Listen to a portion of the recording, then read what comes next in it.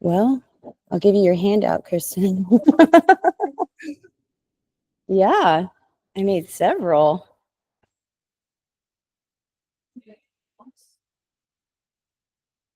Yeah, that's a lot of what we're going to be discussing.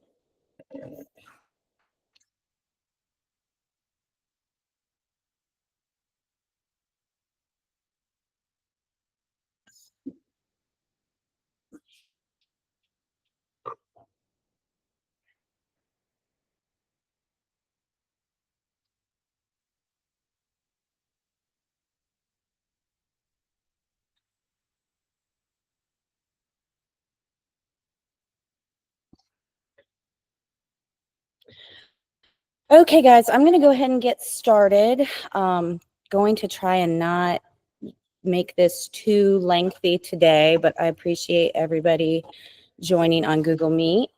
And we have Kristen here in person, as well as Logan. He's back there somewhere. But today's training is actually quite timely, and we didn't really intend for it to be that way when we decided to put this on the calendar. But we just had on Monday a few new forms, revised North Carolina forms have come out from North Carolina Realtors. So we're going to touch on those forms today because there are some pretty not significant changes. We have a whole entire new form to work with, and then a couple of other forms have been modified a bit, and we're going to go over those today. And I really hope that we can encourage some discussion about these topics today. I see we have about 12 people joining us via Google Meet. I know a lot of you are out there working in the field, dealing with these forms every day. So please raise your hand, or you can unmute yourself at any time or enter a question in the chat. Hopefully I can manage all of that as we go through everything. But let's get started. Okay, so we've had a couple of months now since the dust is settling, since the major changes because of the changes with NAR and the lawsuits and everything, and the focus being on our commission and how we get paid and communicating that to the public. So I'm sure a lot of you are seeing how these things are kind of falling into place out there in the field. One of the major differences, of course, is that we need to make sure all of our clients, sellers and buyers, understand that commissions are negotiable and have always been negotiable.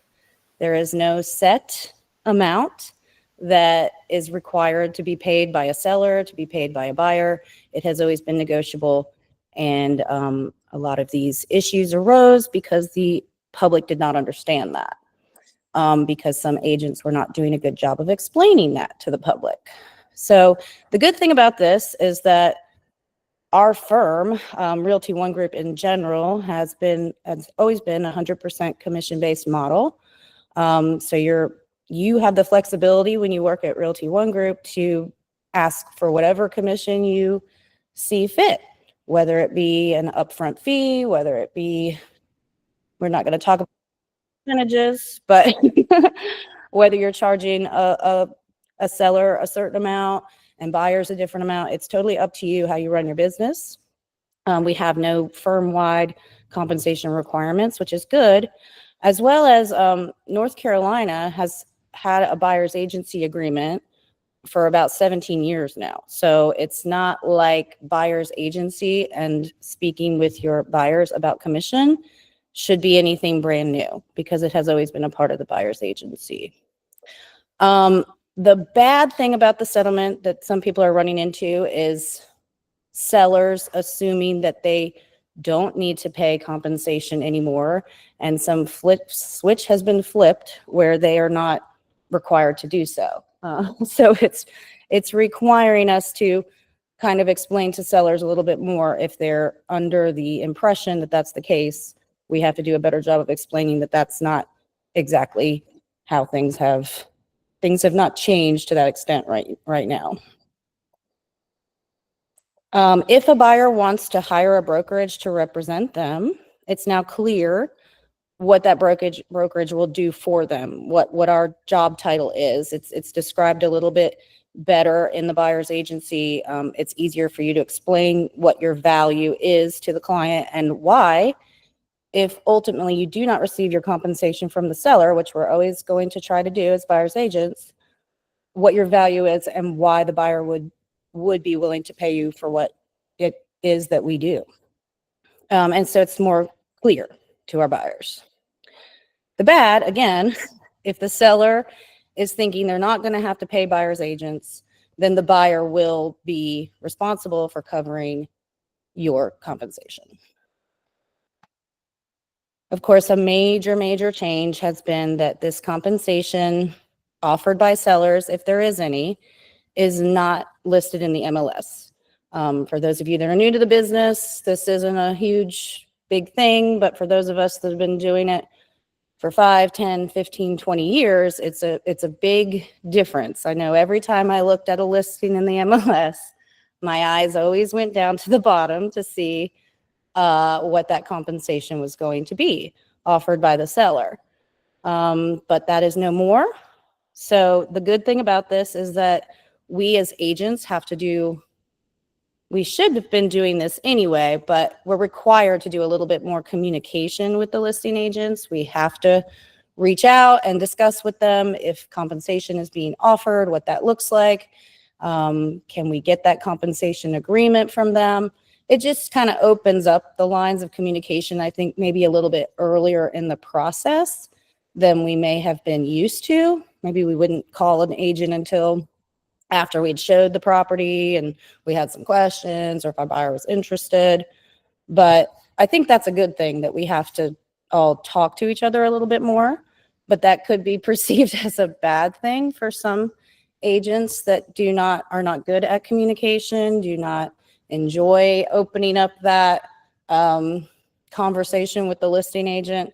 So it just depends on you and your personality. But hopefully if you're in this business, you like to talk to people. So you will give them a call, a text, an email, and discuss this compensation. Okay, so like I said, when we first put this discussion on the calendar, was not aware that this week, North Carolina was going to be dropping some brand new forms, some revised forms. I know we just had a major revision to forms back in August, which was kind of a big deal for everybody. But they're doing it again, and I think it's good because they're seeing, they're taking our feedback, they're talking with the public, they're talking with agents, they're trying to make things easier for us to explain and easier for the consumer to understand. And so I think from who I've talked to already, a couple of agents in the firm, this literally just happened a couple days ago. Everybody's really happy with the changes. Our buyer agency, North Carolina. Now, most of this discussion of forms is going to be about North Carolina because they just changed these forms. South Carolina has not made any updates as of yet to their compensation forms or their buyer's agency. That could be coming, but it hasn't happened yet. So most of this discussion on forms is going to be around these North Carolina forms. Just making sure nobody has. Oh, you're checking my chat. Thank you so much. It's kind of hard. Okay, so first things first, we've got a revised buyer's agency in North Carolina, which is, this I think is really amazing because we went from a 7-page document to a 3-page document. I mean, they really I was listening to, I forget his name, one of the attorneys at North Carolina Realtors, describe how they condensed this. They didn't really eliminate anything, but what was there before was just had a lot of like extra legalese that they kind of shrunk down to 3 pages. So that's really nice. And we're going to talk about it a little bit. We have a brand new form, which is great. It's a 1-page document. It's Form 202, and it's called a property showing agreement.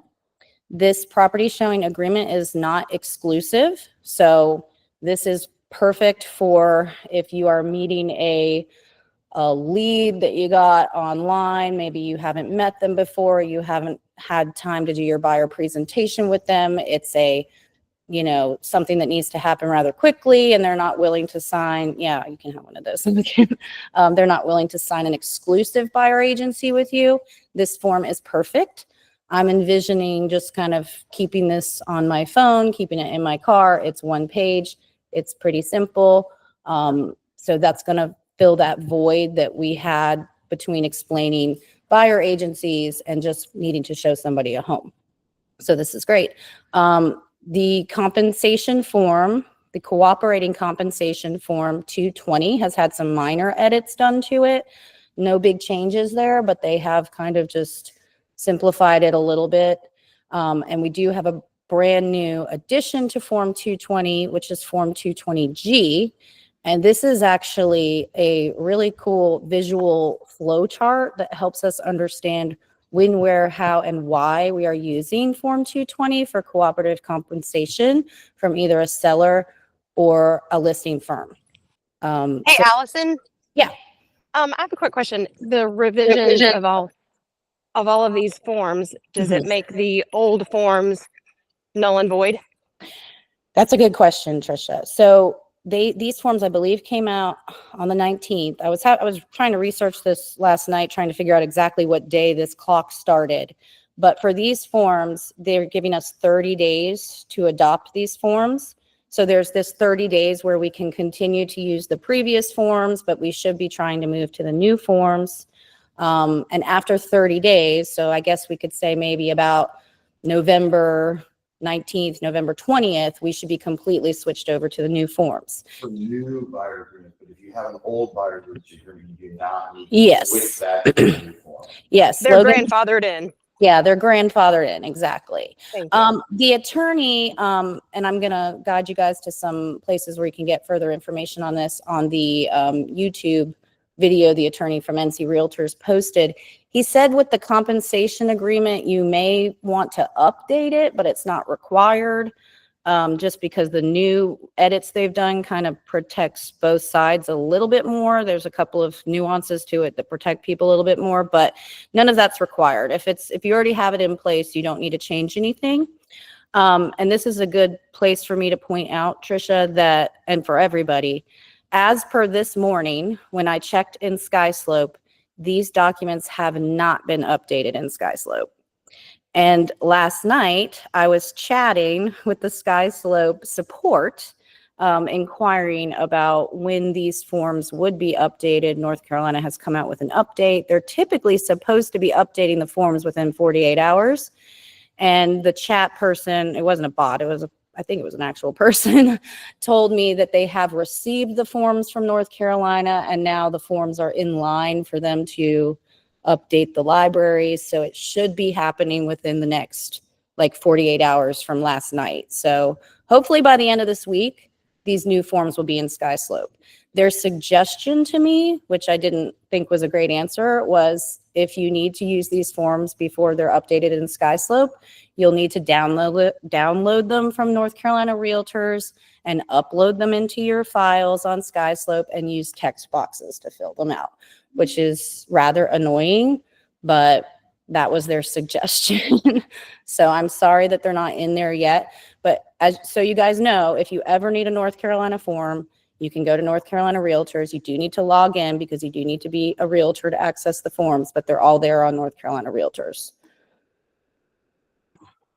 Okay, so this is the just a sneak peek. I did have some handouts for folks that were here, but I'll send everybody an email with these attachments of the new forms so you have them in your email.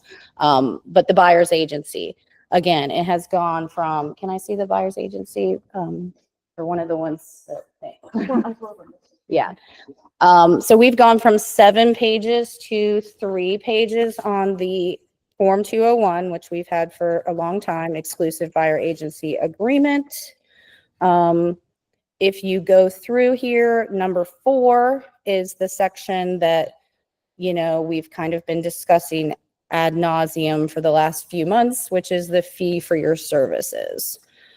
Here you can collect a non-refundable retainer fee.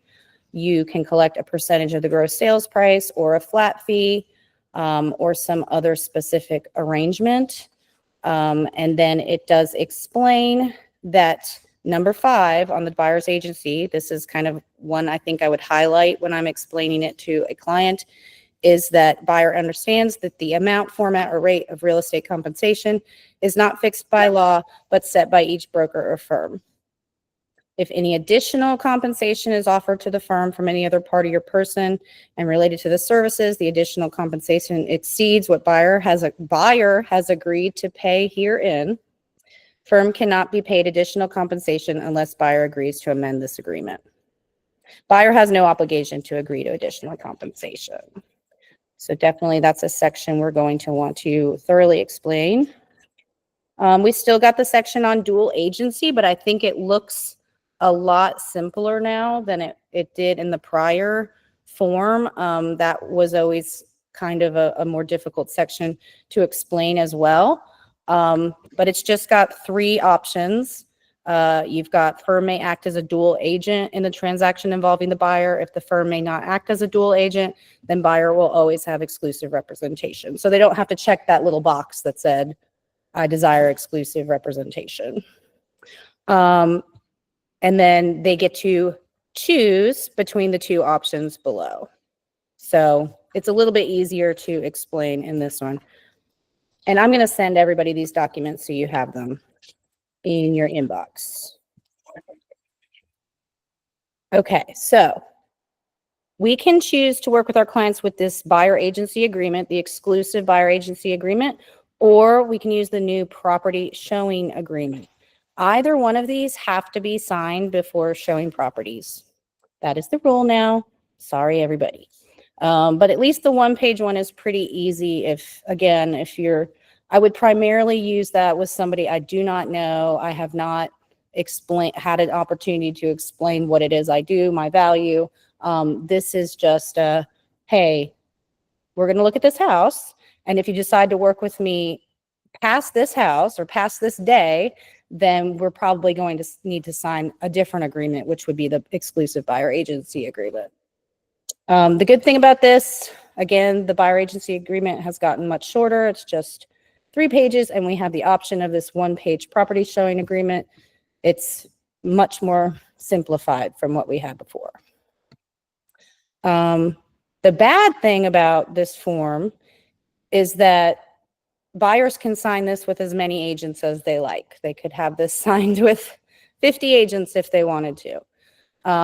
So you really do not want to have people, your buyer clients, just hanging out in this Form 202 world. You really want to get them moved over to Form 201 once you've established, your relationship with them and they understand what it is that you're doing for them as their agent.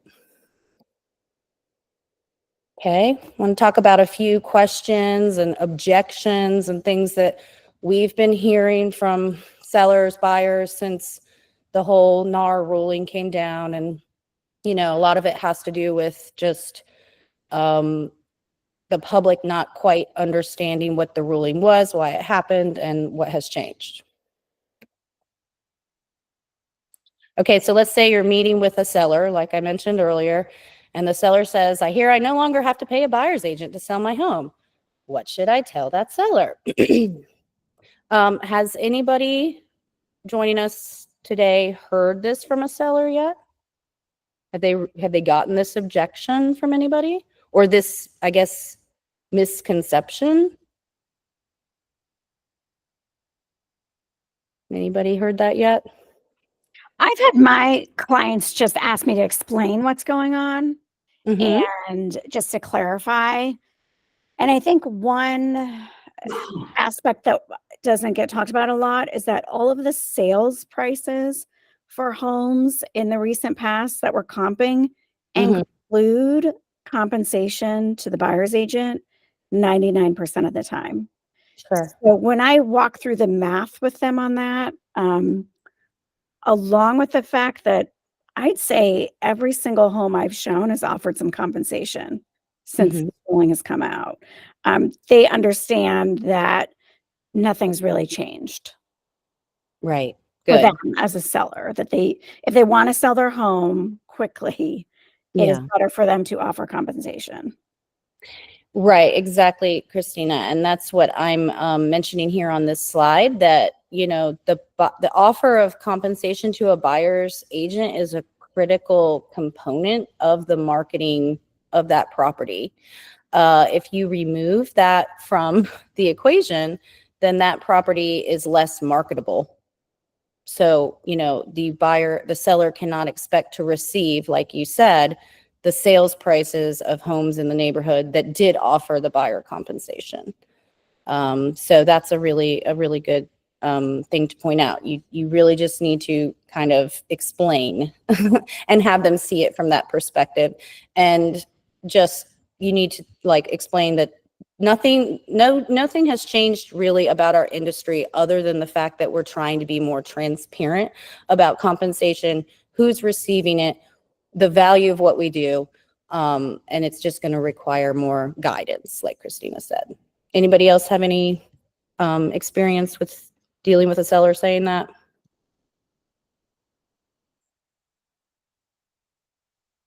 Good. Ideally, when you're meeting with sellers, you're getting listings, this in a perfect world, you're explaining this to them and they are wanting to market their property to the most people possible. So they are going to offer a buyer's compensation up front. But sellers, of course, because compensation is negotiable, do have the option to negotiate that buyer agent compensation pending the terms of offers that are brought to them. So they can, you know, decide up front what the compensation is going to be. They can choose to decide as they receive offers what that compensation is going to be. And we are going to discuss that a little bit more when we look at Form 220G, which is a flow chart of how compensation can be offered and how we use that form. Hey, Allison, when you have a listing, and let's say, you know, you're obviously representing the seller and someone wants to come see the house that doesn't have an agent, but they don't want to sign, you know, an exclusive or anything in North or South Carolina, what's the best way to handle that going forward? Can you just send them the description of, you know, for the form to sign for that they're a customer? I mean, what Yeah, so what do we do to protect ourselves?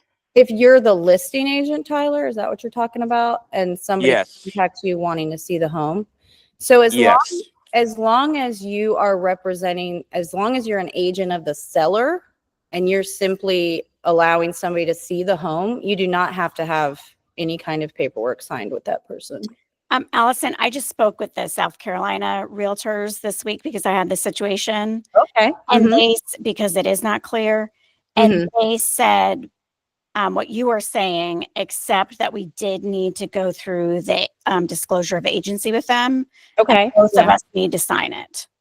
Okay. Because in that form, you also explain that you are representing the seller. That, yes. So that is the only form that needs to be signed for South Carolina. And they did adjust that to have our signature on there now as well. Oh, great. Thank you, Christina. Yeah, I spent so much time looking at the North Carolina stuff. I didn't get to that with South Carolina, but they did mention in North Carolina too. If you're representing the seller, you know, same thing if you're holding an open house, you don't have to have any kind of like buyer's agency signed with the people coming through the open house because you're technically representing the seller. So that would be my answer to that question, Tyler.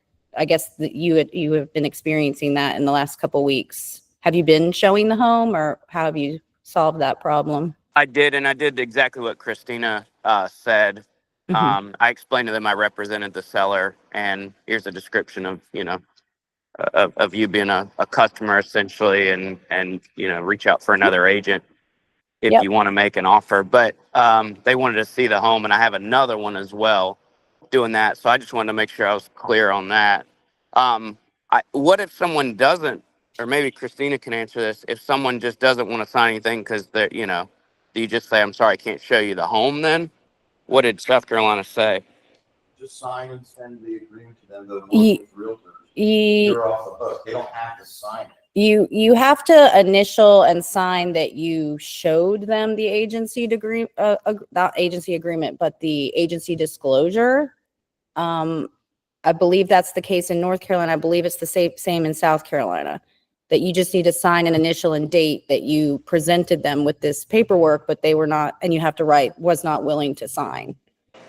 Yeah, I didn't ask the realtor, the realtor association about that because he was willing to sign, honestly, but yeah, CYA, I guess is the name of the game. Yeah, I mean, there's always going to be a small section of people that just are not going to sign anything until they're wanting to buy the house. But yeah, I think the most important thing, Tyler, I guess to truly do the best for your seller is to show the house and to cover yourself by, at least presenting that to them and signing that you did present it, but they were not willing to sign it. Okay, thank you. You're welcome. Okay, so here's another issue that some people have been running into. I called the listing agent to find out if the buyer agent compensation is being offered. They stated there was none. What do I do? I think in this scenario, my personal perspective on it is that I would still show the home. You have a buyer's agreement, of course, already signed with your buyer. That you have explained to them that states, hey, this seller claims that they're not providing any buyer's agent compensation. But what we've been finding out is when people up front say they're not providing the compensation, oftentimes once a buyer's agent brings an offer and asks for the compensation, it can be negotiated and it can be received. So, just because up front the seller's saying no doesn't mean that's the be all end all. They're not going to pay any portion of your compensation. So my perspective on it is to still show the home. Allison, can I ask a question?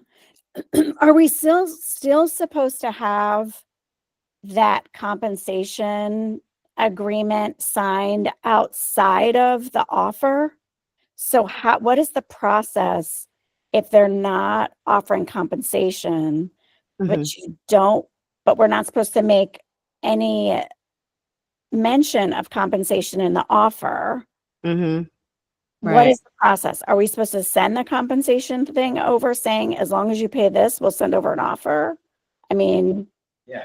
Right. No, You come over here, Logan, so we can hear what you say. No, I mean, even if they're not offering compensation, like you text the agent after a showing and they say, no, sorry, the seller's not offering compensation. There's nothing stopping you from sending over your own compensation agreement filled out with what you expect in there, whatever. You're asking for 2%, 3%, 2.5%, whatever it is. You can still send that over and say, my buyer is requesting that I get this signed prior to us making the offer. And there's nothing stopping you from communicating some of the terms of the offer. They just don't want them to be in the exact same email to present to the seller. So you can still say, hey, my buyer is going to come in at $550 on this property, but they want me to get this compensation agreement signed prior to us sending the offer. That you're okay to do that.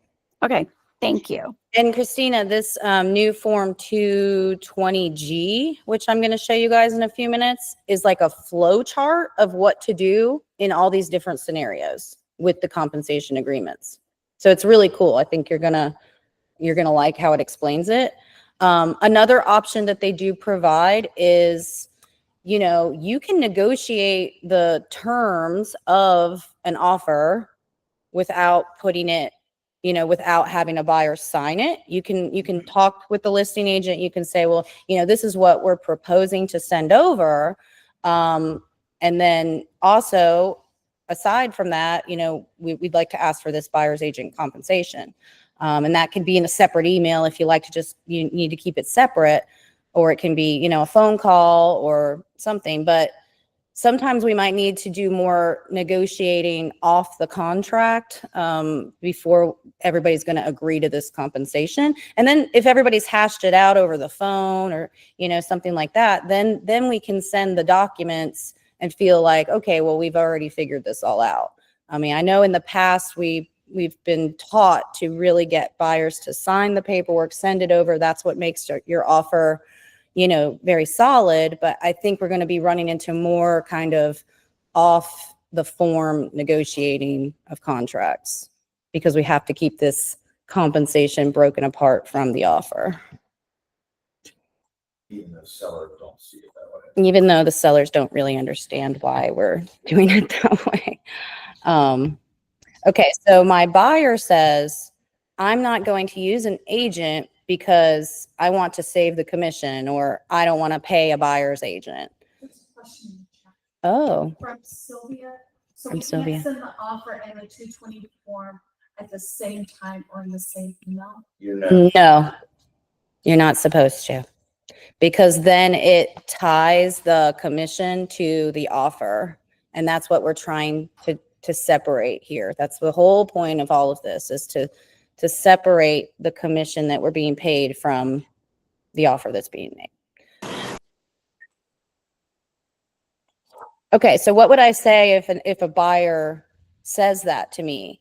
Well, my answer would be, you're not necessarily going to have to pay compensation. Just like Christina just recently said. I mean, I don't have any data, but like 95% of the people I've been talking with, listing agents, the seller is willing to pay some sort of compensation. Is the seller going to pay the full amount that you have agreed to with your buyer? Let's say your buyer agency is for 2.75%. Well, the seller may only be willing to pay, regardless of anything else, may only be willing to pay 2.5%. Now, your buyer could make up that difference of 0.25%, which isn't much, would be nice. Or you can renegotiate the buyer's agency with your buyer. If you're not receiving the 2.5% and you want to release them from not having to pay that additional percentage, then you would need to update your buyer's agency. Your buyer's agency just needs to reflect whatever it is that you're earning on that transaction. And then, of course, wouldn't you want the help of a professional when it comes to negotiating one of the largest purchases of your life? I don't think, many people understand all of the things that we as buyer's agents handle during the process of a purchase. I was trying to locate it this morning, but I know NAR has a really great graphic right now that lists, I think it's like 180 things that agents do to help you in a transaction. And it just kind of gives you some good talking points when somebody's trying to come at you with this, they don't need an agent scenario. And I'm sure a lot of you have run into it where people think that up front. And then with every single step that you take throughout the process, they start to understand, whoa, I didn't know I was going to have to do that. Or, ooh, I didn't think about getting a survey. Like, I'm so glad you told me about that. They just don't really understand what it is we do until they get into the transaction. That's how I would approach somebody that's saying something like that. Okay. Did somebody have something to say? No? I have one question. Yes. Going back to the compensation agreement, you said not being in the same email. Mhm. Typically, I get the compensation agreement before we write an offer, and I have it, already signed by the agent and the seller. Mhm. Can we not send that back signed by our client with with our offer as well? Like when everything's said and done and everything's signed off on? Yeah, we'll send the compensation agreement back, signed by my client, their agent, and then with my client's offer. We can't do that. I have been keeping it separate still. It was already signed, you already signed? He's saying if a listing agent sends him a compensation agreement saying the seller's going to offer a certain percentage, and then Already Tyler's, signed. yeah, it's already signed by the seller. He's already gotten a offer signed by the buyer. And you're talking about at the time of you presenting the offer. Is that what Correct. you're talking about? I always get the compensation agreement first, signed by if I'm representing my buyer, I get it from the seller, and seller's agent already signed, and then we send that back with the offer. So the compensation agreement's already been agreed on Right. ahead of time, but are we not allowed to send that back with our With your our buyer's offer? signature. Yeah, that's probably. I don't know. I never really, No, that's probably I've been okay with keeping it separate yeah, I mean, just to be on the safe side. But that's probably okay because what they're trying to get us to stop doing is to send over an unsigned offer and an unsigned compensation agreement, but that our buyer and then the buyer and buyer's agents have signed, and sending that over to the seller and saying, hey, here's the price and here's the commission that you're going to pay. But what you're saying is the opposite, is that the seller's already told you what the compensation is agreed to. You're just asking your buyers to DocuSign it with the rest of the offer forms and sending it over. I think technically that would be okay, but it's probably best practice to keep it in a separate email. But in that instance, the seller and buyer would have already agreed to it prior to the seller signing off on the offer, because you're sending the offer over unsigned, but the compensation agreement is signed. So technically that would be happening first. Then the signing of the offer would be, whatever, 2 hours later or something like that. So I think technically, legally speaking, you'd be fine to do that. But you can still keep them separate. It's just one more email. Yeah, well, I'll separate them if need be. That way we're not negotiating commissions before negotiating the offer. It's already set in stone. Right. This is best case scenario and what we're hoping to encounter in most situations. Up front, the seller is agreeing, to this compensation. And so we don't really have to negotiate that. They've already offered it. So that's best case scenario. Okay. So what forms are going to be expected / required if you are receiving compensation in North Carolina or South Carolina? This is part of our checklists in Sky Slope. So if you have a deal closing, you are going to have these forms in there so that we can verify the compensation that you're supposed to be receiving. That would be visible on your buyer's agency as well as on the cooperating compensation agreement. In North Carolina, that's going to be Form 220. Just a couple days ago, recently, just slightly updated. And then in South Carolina, that is going to be Form 770. Or I'm sorry, North Carolina. No, I'm sorry. It's 120. We're going to get to that on the next slide. Sorry, I'm getting ahead of myself. 770 in North Carolina is the form that you would use if your buyer is paying your compensation.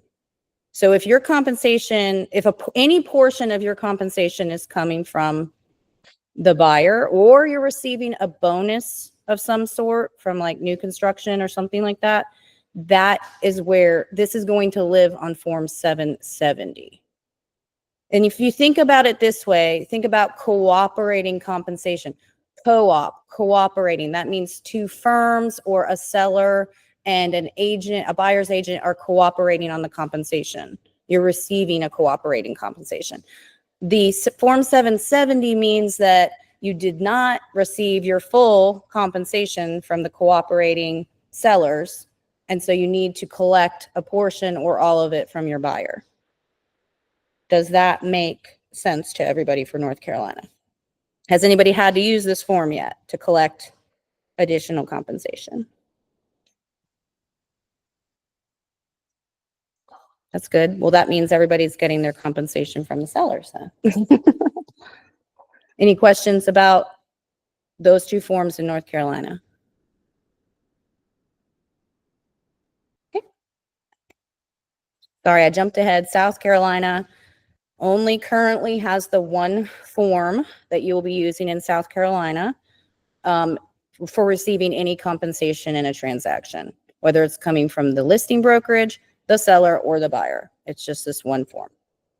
Maybe eventually North Carolina will be able to figure out how to put it all in one form, but as of right now, they still have two. Okay, so here is the pretty cool flow chart that they just came out with. It's called Form 220G. It's not really a form. It's more of a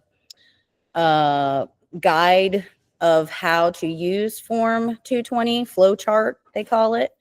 I'm actually going to open up the full flow chart on my computer here in a moment so you guys can see it. In a perfect world, like I've said several times, we would request the Form 220 before we show the property, to know that we're showing a property that's going to be paying some sort of seller or listing firm agreed compensation. That's in a perfect world prior to sending any offer. You get it back signed, and then you send your offer paperwork, like we were just kind of talking about a little bit with Tyler. But the world is far from perfect, as we all know. So that's where this flow chart comes into play. And it is going to show us how to kind of work through what happens if, when, then. So let me just get that one pulled up for you guys. Let's see. I have a lot of windows open. Form 2.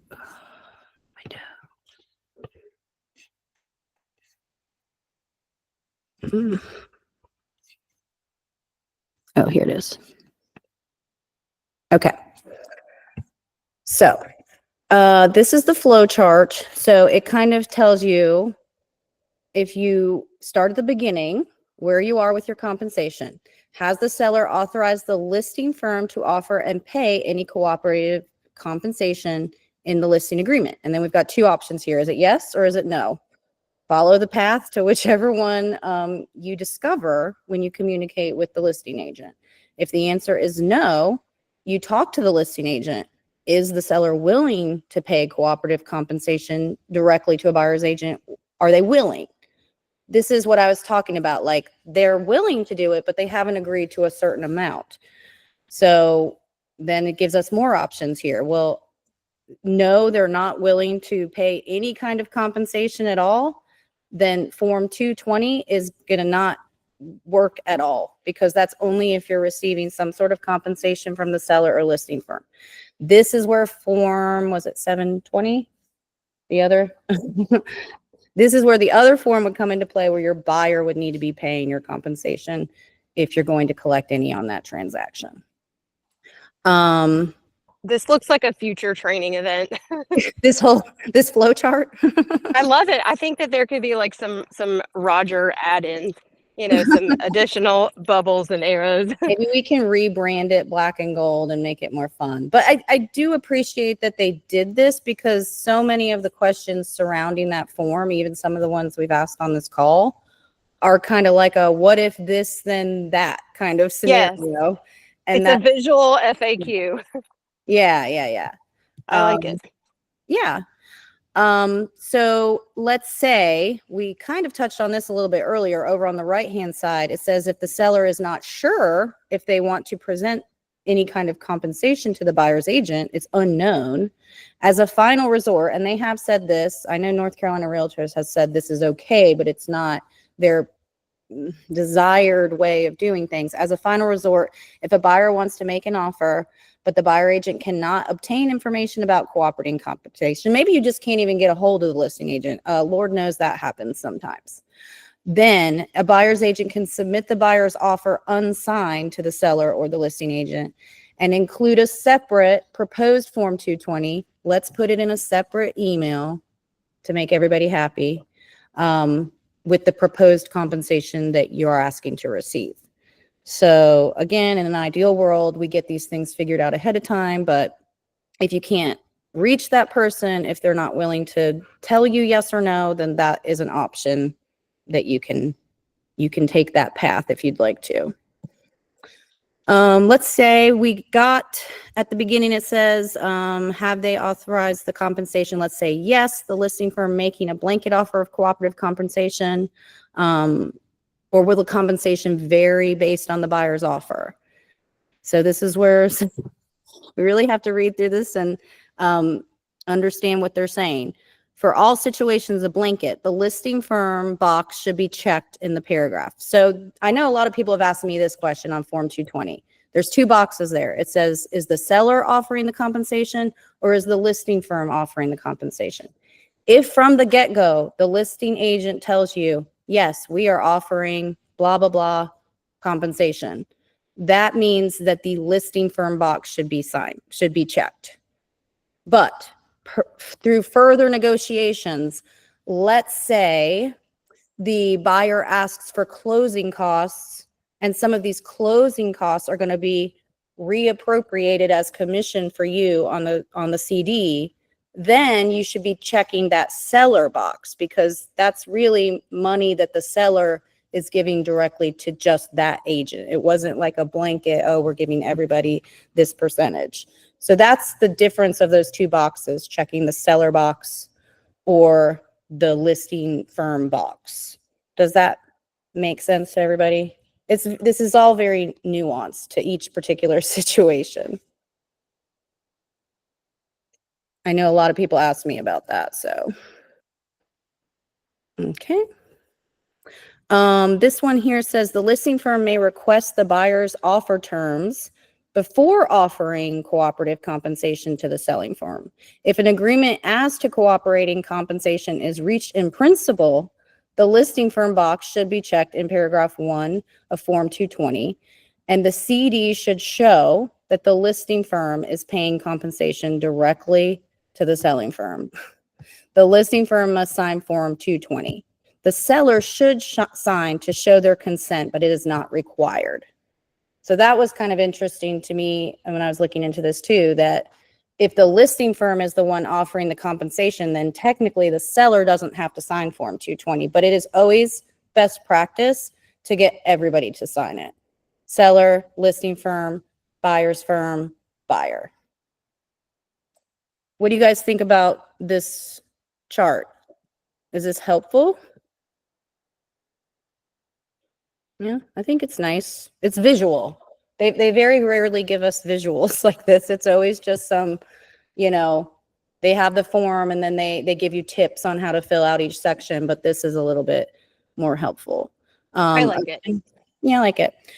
Do not attach Form 220 to a purchase contract or upload it to the MLS. Agent compensation cannot be a part of a purchase contract or mentioned in the MLS. They're just always wanting to remind us of that. And I will be sending this out to everybody. Christine, can you write down who's on this call for me? Do you know who those people are?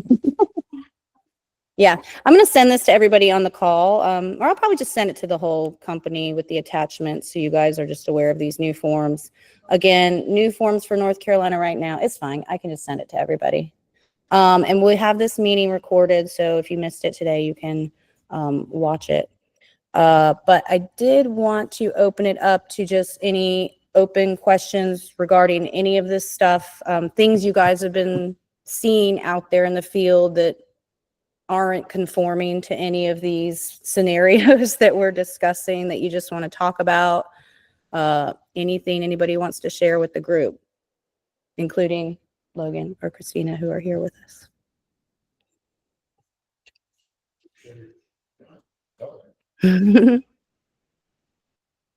Okay. Well, thanks for joining me today, guys. We had quite a few people on this Google Meet. I really appreciate it.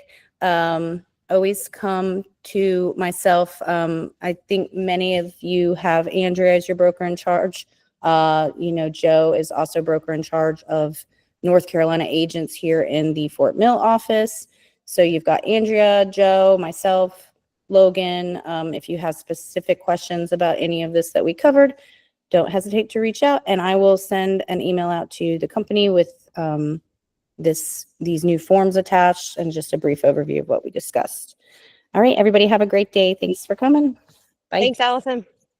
You're welcome. Bye. Thanks. Bye.